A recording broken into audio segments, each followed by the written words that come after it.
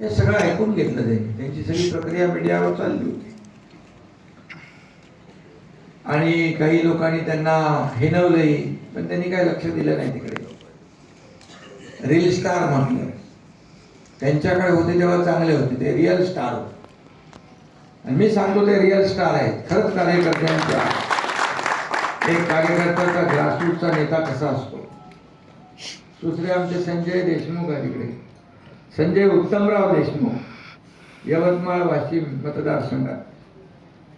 त्यांचं कामही उत्तम आहे.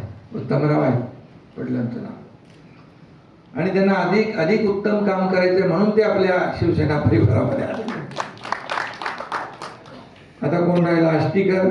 आष्टीकर तर आपला काय बिंदास आहे, ओपनिंग बॅट्समन. तो कोणाच्या अध्यात्मध्यात जात नाही, पण त्याच्या वाटेला जर जाल तर त्याचं नाव नागेश आहे.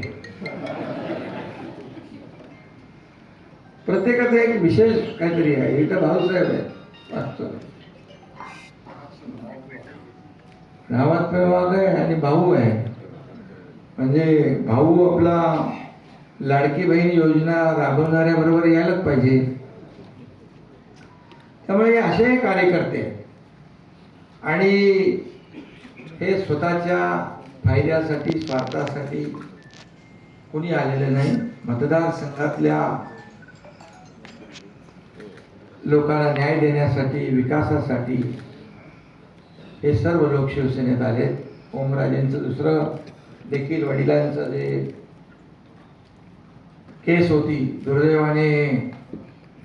दुर्दैवी निकाल लागला, अनपेक्षित निकाल लागला. तर त्या दिवशी त्यांना सांगितलं, एकनाथ शिंदे तुमच्या पाठीशी खंबीरपणे उभा आहे.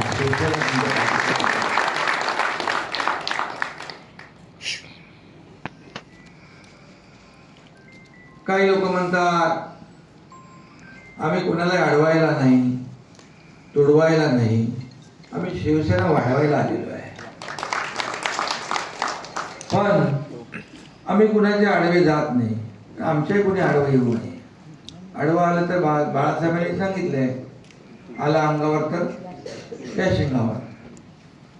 आणि मग 2022चा देखील उठाव आपण पाहिलेला आहे. त्या काळात देखील आपण पाहिलंय, बघितलंय. आणि तेव्हा देखील आम्ही एक विचारधारेसाठी, जिथे बाळासाहेबांची विचारधारा सोडून दुसरा विचार जेव्हा आला त्यावेळेस आम्ही तो उठाव केला. तेव्हा काय परिस्थिती होती आपण सगळ्यांनी पाहिली. 2.5 वर्ष या राज्यामध्ये काम झालं, विकासाचं काम झालं.